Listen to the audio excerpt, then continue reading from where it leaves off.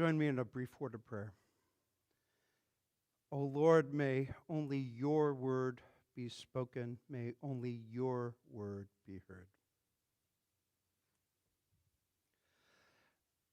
So when I put together or conceived of this Black History Sermon Series, Sisters in the Struggle, I was thinking that there are so many people, and often women, who were behind the scenes of the struggle for freedom, the struggle for civil rights in Black history.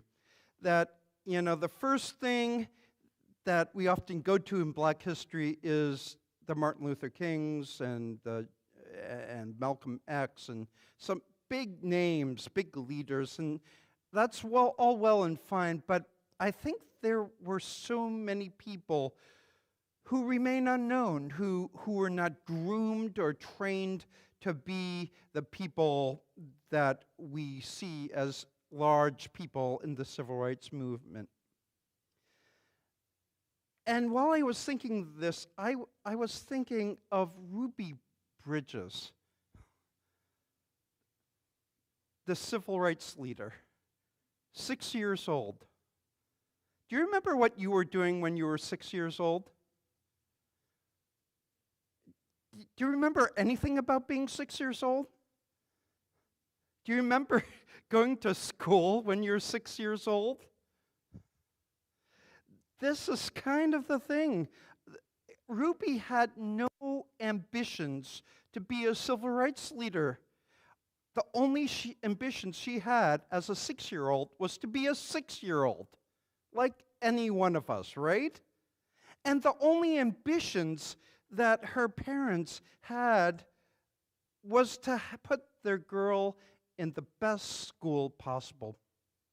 They were not part of any civil rights organization.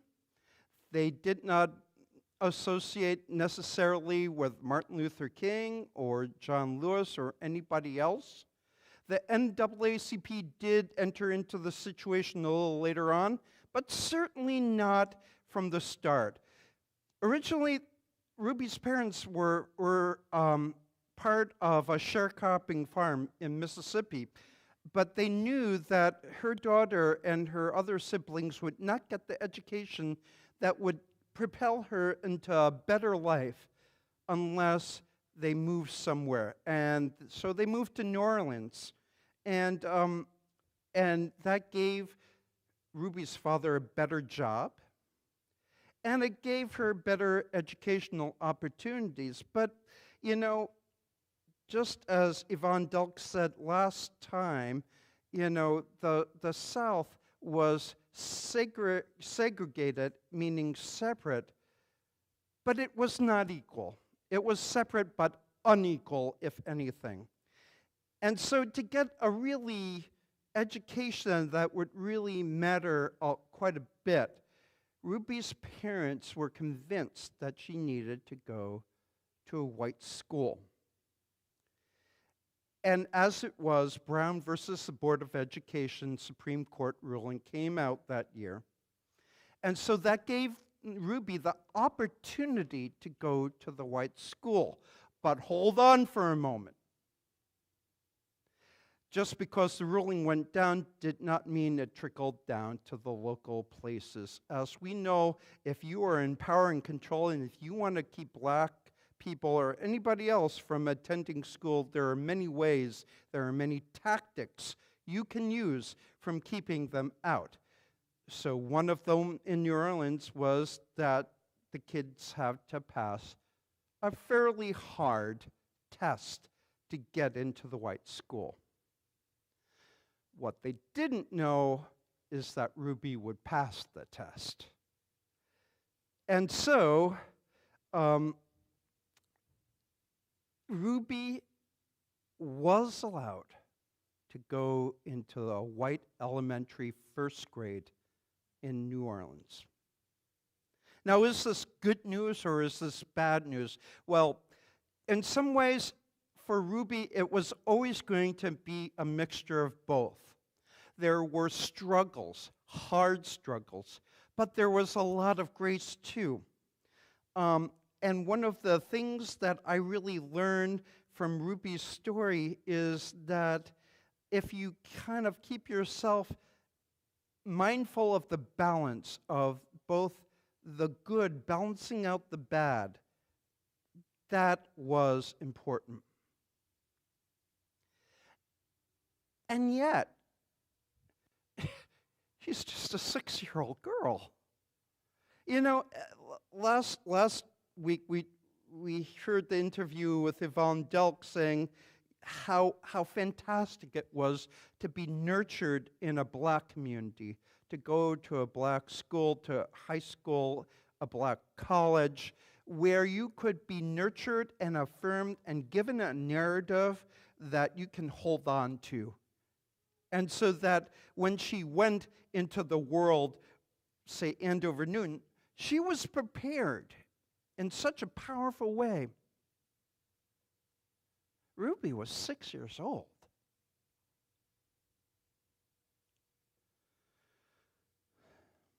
And yet there was grace.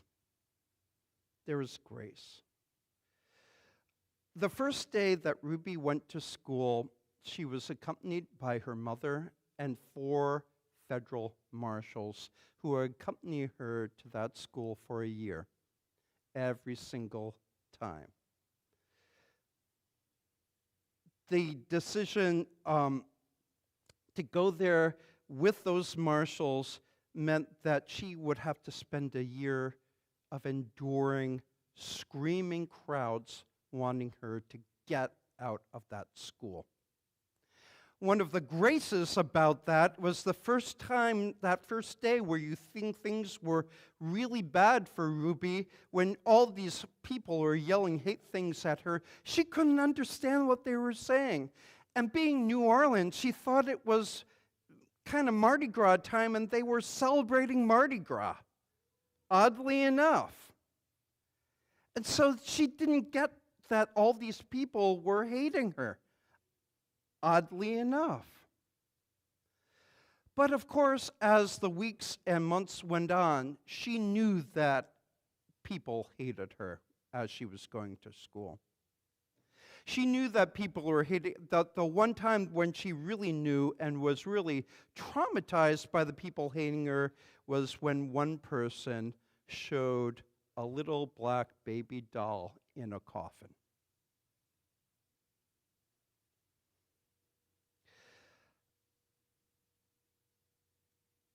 She had no classmates.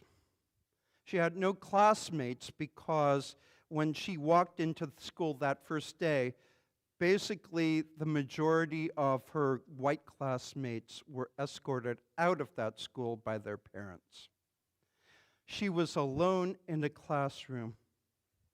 She was alone in a classroom, though, with one teacher, Mrs. Henry.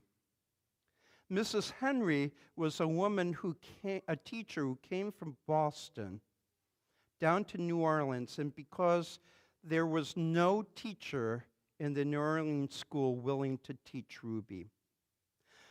But Mrs. Henry was determined to love her and teach her.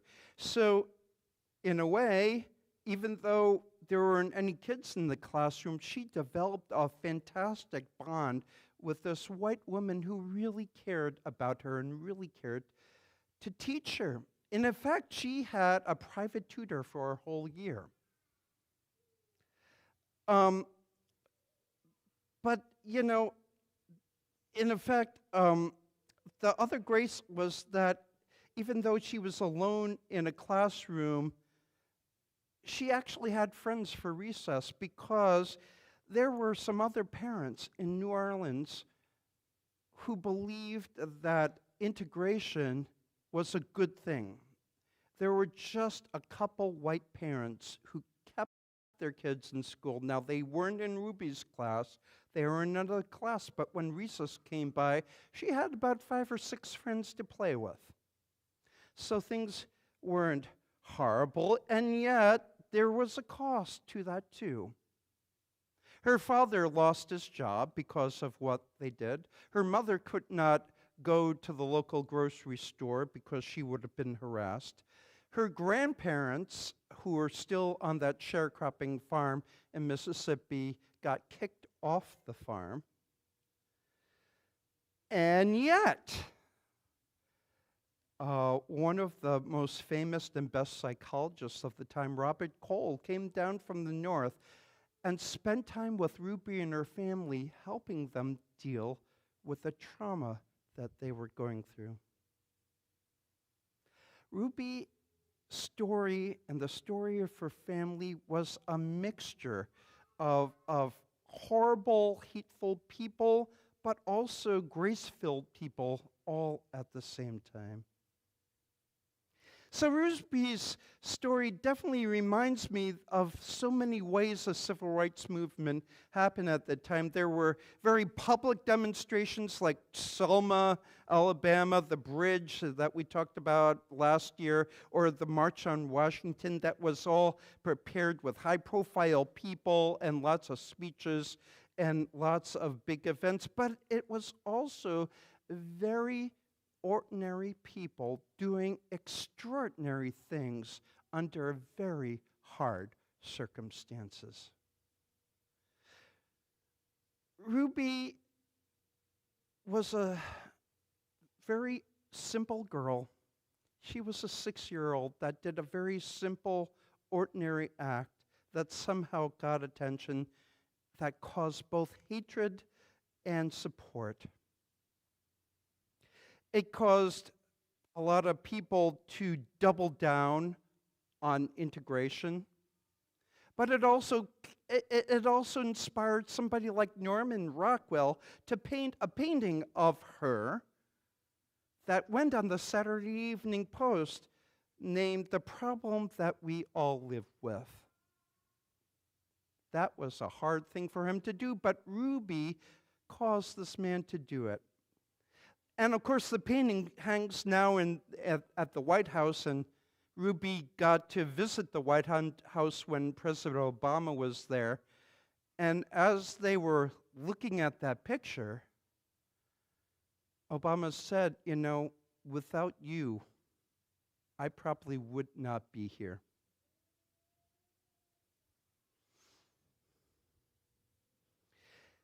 It makes me think about and wonder about other Rubies that may not have gotten that national attention but made a difference in the world.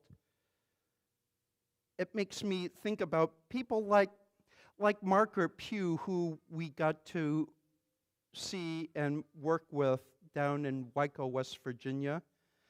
This black woman who trying to raise a family along with her husband, doing the best she can, and then when the schools got integrated, the school bus would just drive right by and not pick up her kids. So she had to get so frustrated. She was so frustrated, knew she had to do something, so she would stand in front of the bus so that the bus driver would have to open up the doors and let her kids go in.